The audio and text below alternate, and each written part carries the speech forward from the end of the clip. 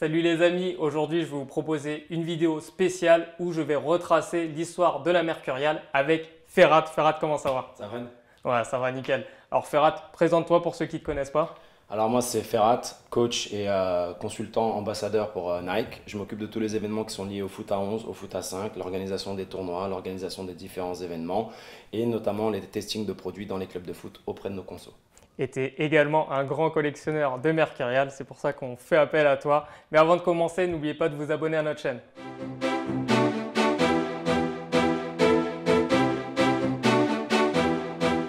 Bon les amis, derrière cette porte se cache un véritable trésor. Vas-y Ferhat, fais-nous rêver.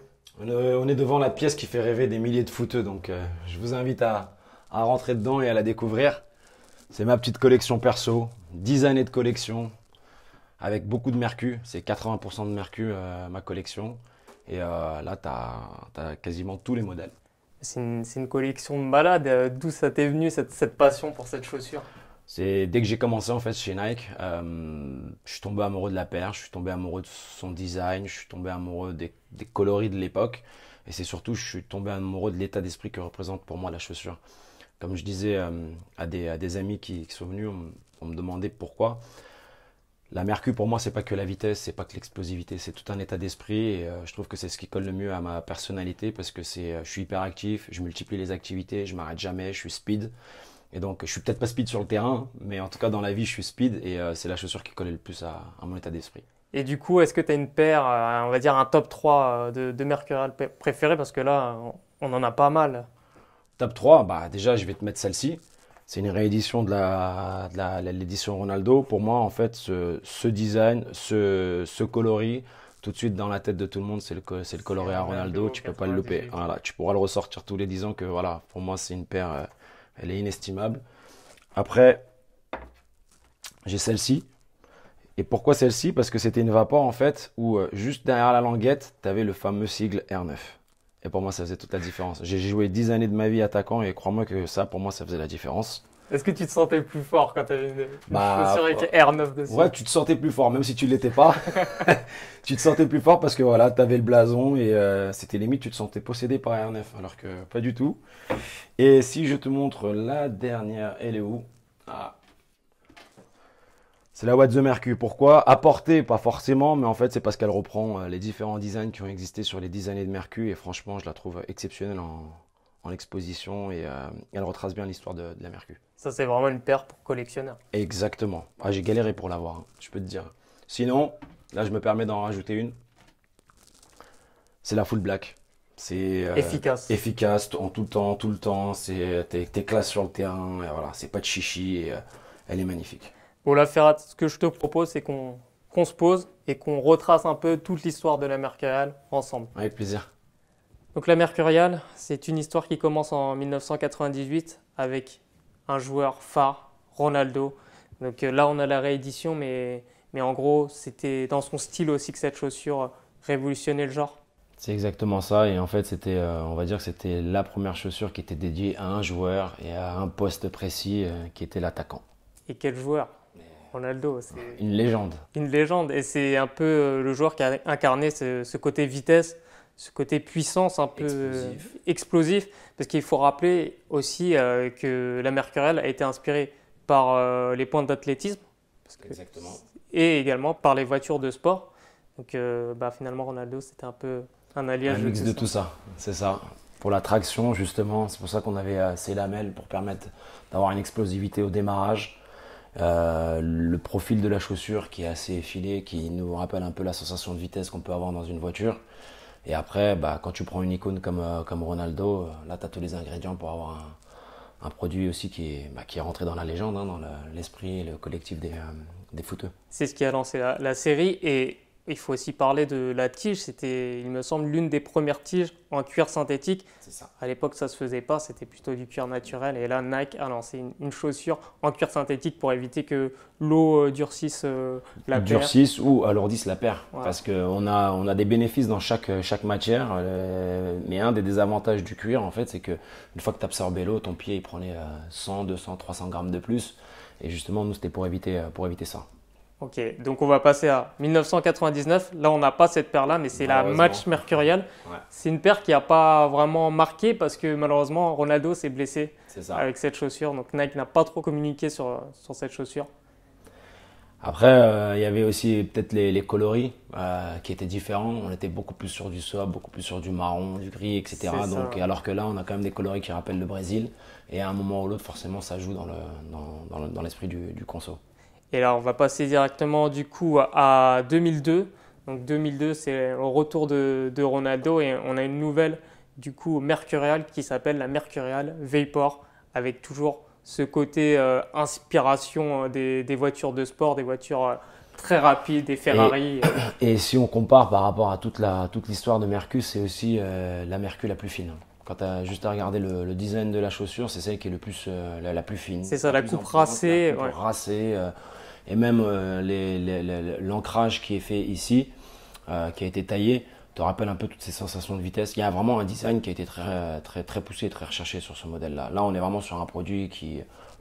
c'est fusé, quoi. C'est un modèle vraiment, il est ultra fin et il y a beaucoup de joueurs qui voulaient mettre le pied dedans, malheureusement, mais qui ne pouvaient pas. Et du coup, Ronaldo a gagné la Coupe du Monde avec cette chaussure. Il avait la version grise métallisée un peu, c'est ça, pour cette Coupe du Monde. Une chaussure qui est rentrée dans la légende. Du coup, la série Vapor a continué ensuite avec cette version. Donc, une de tes paires préférées. Ça, c'est ma paire. Ouais. C'est quand j'ai débuté chez Nike. À l'époque, j'étais toujours un peu attaquant et c'était la première Mercus que moi j'ai portée, que j'ai découvert. Et en plus de ça, ce que j'aimais, c'est qu'elle était sobre parce que c'était coloris black. On avait le côté gold. Et c'était également la première paire qui intégrait les coussinets à l'intérieur pour le maintien de la cheville et du talon. Donc, des beaux souvenirs. Et là, toujours niveau confort, c'était au top, niveau légèreté. C'était au top, mais encore une fois, la problématique à laquelle on était confronté, c'est que c'était un produit qui cartonnait, que tout le monde voulait porter et malheureusement, tout le monde ne pouvait pas mettre le pied dedans. Il faut rappeler aussi le concept, c'est que Nike, le contexte, c'est que Nike avait sorti sa série de pubs Joga Bonito, et avec les échanges entre Zlatan et Ronaldo. Donc, cette chaussure était un peu mythique et c'est la chaussure qu'ont porté toutes les stars. Finalement, Ronaldo le Brésilien, Ronaldo le Portugais, Zlatan pendant la Coupe du Monde. C'était même 2006. La période où on avait les deux produits phares. On avait la Mercus et de l'autre côté on avait la Tiempo avec Air 10. Donc c'était vraiment la période où on jouait énormément sur le black, le white et le gold. Et il y a eu une très bonne pub à l'époque justement où il y avait Zlatan, il y avait les échanges et tout sur le terrain. On va parler de l'évolution. Donc là c'est la Vapor 4. Avec ce lace cover, donc pour cacher les lacets un peu. Là, on est sur une évolution un peu plus moderne et également avec l'ajout. Alors, on n'est pas encore sur la plaque en carbone qui va cartonner. C'est ça qui est arrivé juste après. Mais là, déjà, lace cover, c'est une grosse évolution. Le bénéfice, c'était de dire qu'en fait, tu avais le pied qui était totalement recouvert. Tu n'avais pas les lacets qui venaient gêner le contrôle du joueur. Tu étais sur un contrôle absolu du ballon et en même temps, par rapport à la Mercus juste avant, on avait cet anneau en fait de maintien qui te permettait d'avoir un meilleur maintien, une meilleure traction sur le terrain pour l'explosivité. Mais le lace cover en fait a rencontré un franc succès. La seule petite problématique qu'on avait, c'est que malheureusement si tu te faisais marcher dessus et que le lace cover il partait, il y en a qui lâchaient des larmes. Mais en tout cas en termes de contrôle, maintien du ballon, etc., c'était une innovation qui était ouf à l'époque. Et toujours au niveau du design, on sent vraiment l'inspiration des voitures de sport. Hein, et on est encore plus poussé aussi sur le côté brillant. Comme sur les voitures, tu vois. Où avant, on avait quand même ce côté brillant, mais là, il est encore plus poussé. C'est la chaussure, ça rappelle un peu le lustrage que tu peux faire sur un véhicule. 2009, Nike elle est toujours un peu plus loin dans le concept de légèreté avec la Mercurial SL, donc super light. Et là, on voit aussi un full carbone. Voilà, c'est ça. En gros, on avait la carbone sur la plaque en dessous et là, on l'a carrément mis sur l'empeigne. Et là, tu es sur un produit qui, pour l'époque, était complètement révolutionnaire. Après, ça coûtait bonbon. Mais après, c'est comme tout. Tu n'achètes pas une Lamborghini au prix que tu vas acheter d'autres marques. Et les jeunes, ils étaient complètement dingues. C'était des éditions qui n'étaient pas éditées en beaucoup. Et franchement, et en plus de ça, c'était, si je ne dis pas de bêtises, l'époque où CR7 il commençait vraiment à... Et j'allais t'en parler justement, il y a eu ce revirement de situation avec le déclin de R9 et un autre Ronaldo qui arrive et qui cartonne. Qui a repris le flambeau en fait. Ouais, c'est ça. Et du coup, il avait très bien repris le flambeau et c'est une des premières paires qui a commencé à marquer les esprits avec le fameux CR7. Ensuite, la Vapor, du coup, là, c'est la Vapor 5. Et c'est surtout qu'on a eu aussi l'apparition de la fameuse plaque carbone. Et pour Tu l'anecdote, fais bien d'en parler. et pour l'époque, pour te donner une anecdote lors des testings, en fait, c'est que quand j'arrivais, j'avais une partie de mon stock qui était en plaque carbone et j'avais une partie qui était en plaque normale. Et la plaque normale, les jeunes, ils l'appelaient la fausse vapor. Pour eux, la vraie vapor, c'était celle avec la plaque carbone. Donc le bénéfice, c'était que tu avais un produit qui était ultra léger et ultra solide. Et pour revenir encore une fois sur le monde des voitures, on sait que le carbone, il est utilisé sur des gros cylindrés comme les Lamborghini pour alléger le poids du véhicule. On peut aussi parler de cette nouvelle tige aussi, et c'est le début de la nouvelle tige, la tige Teijin, Ouais. cuir Teijin, c'est ça. un peu la marque de fabrique aussi de cette chaussure. Bah, les bénéfices du Teijin pour l'époque, en fait, c'est que c'était la matière qui était la plus solide, la plus fine et qui était aussi imperméable par rapport aux besoins du footeux. D'ailleurs, qui on ne le laissait sent pas. bien au toucher. Ah non, mais tu le sens. Et en plus de ça, encore une fois, on remet une couche, mais voilà, c'est lustré. On avait le design profilé aussi avec les traits qui rappellent un peu la sensation de vitesse. Alors, on continue notre petite histoire de la Mercurial. Alors là, on est sur la Mercurial Vapor Superfly. Donc, le début du Superfly, qui est un nom emprunté principalement dû à l'ajout des câbles Flywire. C'est ça, qu'on retrouvait dans le monde du run pour apporter un meilleur maintien en fait, du pied dans la chaussure. La deuxième innovation, on avait ces deux ajouts en fait, qui étaient des crampons qui, selon la pression que tu exerçais lors de ta traction, te permettaient d'avoir plus d'accroche ou moins d'accroche. Moi personnellement, c'est quelque chose que j'ai pas apprécié, que j'ai pas ressenti sur le terrain. Après, voilà, c'était osé, il fallait tester. Nike a toujours cette ambition de vouloir innover. Et des fois, on teste des choses qui marchent, des fois ça marche pas.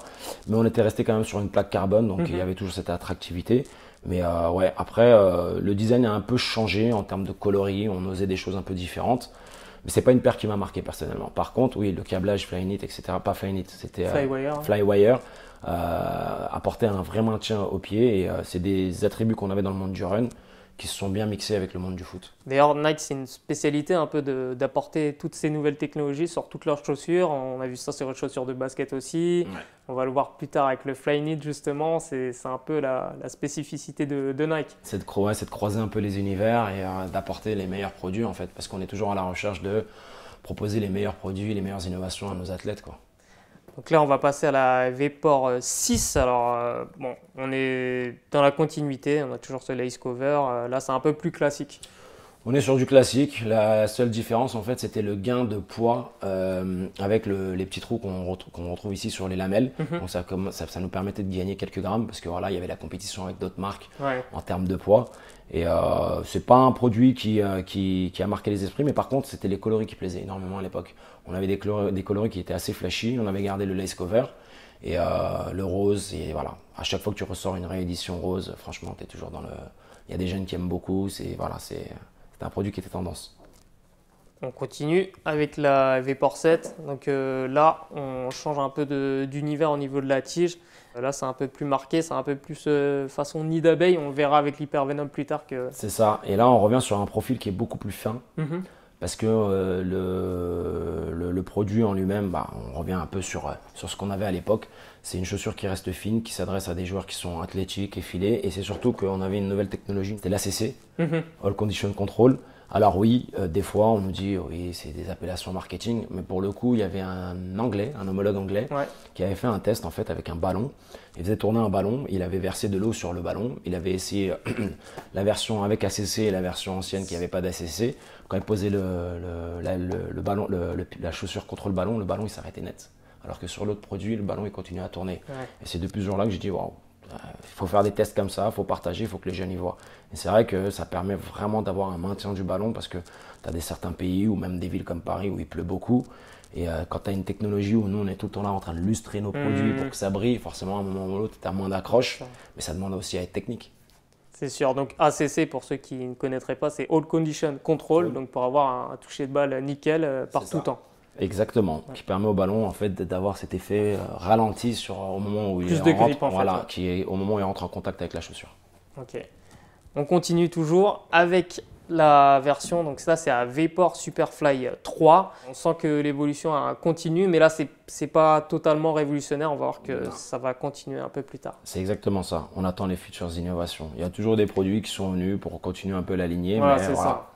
C'est pas un produit C'est qui pour va faire patienter, on va dire un peu. Exactement. Ouais. On continue avec du coup, la Vapor 8. Donc ça, c'est la Vapor qui est sortie pour l'Euro 2012. Ouais, c'est ça. Il y a Drogba, bon là, il jouait pas à l'Euro, mais Drogba a porté cette paire, Eden Hazard, il y a plein de joueurs comme ça qui ont porté cette chaussure. Et là, l'innovation qu'on a, alors après, j'ai pas le nom pour être honnête avec toi, parce que je suis pas non plus ultra compétent dans les termes techniques des produits. C'était au niveau du traitement de la matière, en fait, qui t'apportait une matière qui était beaucoup plus légère, beaucoup plus proche de la peau, et qui permettait en fait de prendre la forme de ton pied pour avoir une chaussure quasiment unique. Voilà, celui qui la porte, c'était sa paire et elle était quasiment moulée à son pied. Donc là, c'était les prémices du Flyknit. Ouais, et il y avait même une technique secrète qui circulait un peu sur internet. En gros, tu prenais ta chaussure, tu mettais au-dessus d'un bain de vapeur et la matière se détendait. Ensuite, tu mettais ton pied dedans et tu laissais refroidir, et c'est comme ça qu'en fait la chaussure. Voilà, exactement. Ah ouais, okay. C'était une technique secrète. Voilà, on n'a pas communiqué dessus, mais il y en a quelques-uns qui la connaissaient. Il y a eu quelques vidéos sur YouTube et ça marchait pour le coup. Hein. D'accord, très bien. Là, on commence à arriver dans les chaussures hyper modernes. Donc là, c'est toujours une paire de transition. Donc là, c'est la Vapor 9. Ouais. Édition Galaxy pour Mister CR7, c'est là où on a commencé à se dire ok, CR7 il est arrivé au sommet, ouais. Maintenant il va falloir lui faire des lignes entières, des collections, et c'est une des chaussures qui a aussi marqué à l'époque. Mais vraiment ouais, non, en termes de design, de coloris, là on commence à avoir des imprimés. Moi j'ai toujours aimé, il y a eu une paire qu'on n'a pas présentée ici, mais il y a eu la Safari aussi à l'époque, ouais. Où on osait des imprimés un peu différents. C'est ce qui te permettait un peu de sortir du lot. Donc, Et justement, Nike a été un peu précurseur de ces coloris. Maintenant, ça se fait, tous les équipementiers le font. Mais c'est vrai qu'à l'époque, c'était surtout Nike qui osait des choses comme ça. Et en parlant de précurseur, c'est également Nike, c'est moi qui va faire la transition, qui a intégré ce qu'on appelle la fameuse chaussette, le côté montant, le Dynamic mais Fit, qui avait commencé par la Magista, ouais. Où on était au lancement. Et franchement, ouais, au départ, tout le monde se disait ouais, c'est bizarre, une chaussure de foot montante, etc. Et au final, une fois que les gens ils l'ont essayé, j'ai quelques vidéos encore de l'époque où j'avais fait des testings à la CBB, j'avais fait des testings à Torcy, où les gamins justement ils découvraient la chaussure, ils mettaient le pied dedans, ils étaient comme des dingues. Voilà, pour eux c'était révolutionnaire. Alors il y en a qui aimaient pas, parce qu'ils aimaient bien sentir voilà, une liberté au niveau de la cheville. Mais ce qu'apportait la chaussette, c'est avoir un maintien de la cheville. Et c'est comme si tu avais en fait le prolongement de ton pied. Voilà, tu ne sentais pas sur des appuis le bordure en fait, la bordure de ta chaussure. Et là tu avais un maintien et c'était la continuité de ton pied. Bien entendu avec la plaque carbone. Ça c'est... Et cette chaussure, on avait l'impression justement de ne faire qu'un avec la chaussure. C'était un peu aussi le concept. C'est ça. Et donc ouais, toujours ces câbles Flywire. L'ajout du Flyknit aussi. Exactement. Ouais. Donc l'ajout du Flyknit, technologie empruntée au monde du run, qui te permettait d'avoir en fait une matière hyper légère, hyper confortable, et pour maximiser en fait la longévité du produit, parce qu'on sait très bien que le run c'est pas fait pour jouer au foot, mais comme nous on a des coups, on touche le ballon, on a rajouté une fine couche par dessus pour protéger l'empeigne. Donc extraordinaire. C'est ça. Et du coup tu me parlais de personnalisation. La CR7, on l'a régalé. Il y a eu des CR7 éditions magnifiques. Bon, là, on a la paire diamant, un peu comme une chaussure de Cendrillon. Là. C'est exactement ça. C'était en hommage à monsieur. Hein. Il était au sommet. C'est un grand athlète. On a eu aussi l'autre, la Galaxy. Noire, la Galaxy, la noire. Magnifique. C'est des produits pour moi, voilà. Ça reste des produits de collection, ça reste des produits à exposer. Des fois, j'ai envie de les tester et tout, mais je préfère les garder comme ça. Je me dis, dans 10 ans, ça va être quelque chose. Donc non, franchement, très beau produit. Et en plus, on a le gros marquage CR7. C'est ça. Chez les plus jeunes, chez les 12, 14, 15 ans, c'était une grosse fierté d'avoir un produit comme ça, de pouvoir dire, ouais, moi, voilà, c'est mon idole, c'est mon athlète, c'est CR7. Et ce marquage CR7, c'est juste magnifique. Du coup, 2015, là, on a une version un peu... original, ouais, voilà, c'est mi-cuir, mi-Flyknit, c'est ça, Techcraft. En fait, les bénéfices du cuir, c'était pour apporter un peu plus d'épaisseur au Flyknit, parce que voilà, il y avait des joueurs qui trouvaient que c'était trop fin. Que ça quand faisait tu mal, écraser le pied, etc. Donc on a apporté une nouvelle technologie qui permettait en fait de maintenir, en sécurité, on va dire, l'avant du pied et pour permettre aussi également d'avoir un meilleur maintien du pied et de mieux accrocher le ballon, toujours. Parce qu'avec cette matière-là, tu t'accroches un peu mieux le ballon. C'était osé, il y a eu différentes collections, il y a eu différents coloris.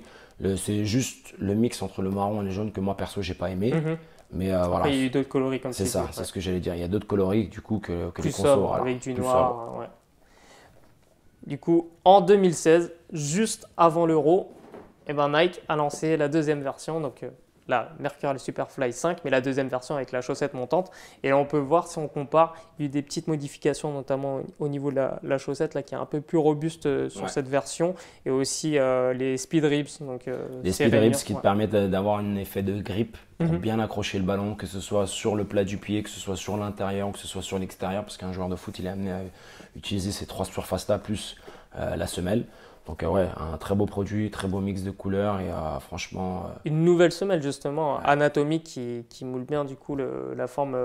C'est ça qui te permet toujours, on est toujours dans la recherche de comment apporter de l'explosivité à nos joueurs, comment apporter du maintien lors de la traction et c'est un produit que j'ai essayé personnellement parce que moi j'étais plutôt magista. Ouais. Le seul problème en fait, chez moi, là je parle à titre perso, hein, c'est que moi je suis plutôt fan des crampons ronds. Et là c'est des chevrons. Voilà, c'est des chevrons. Mais après, tester sur de l'herbe à Clairefontaine, je me suis régalé. Parfait. Ouais, sur de l'herbe, il n'y a rien à dire. Après sur du synthé, j'avais un peu plus de mal parce que voilà, après c'est lié au poids. Voilà, moi je suis pas le joueur, je suis pas Eden Hazard à peser 65 kg, mais très bon produit. Là, on va conclure juste avec une paire que tu n'as pas malheureusement parce qu'elle vient de sortir en édition très limitée. C'est la Flyknit, du coup, que porte Eden Hazard, une Vapor Flyknit, du coup, avec une technologie entièrement la tige, entièrement Flyknit. Donc ça procure.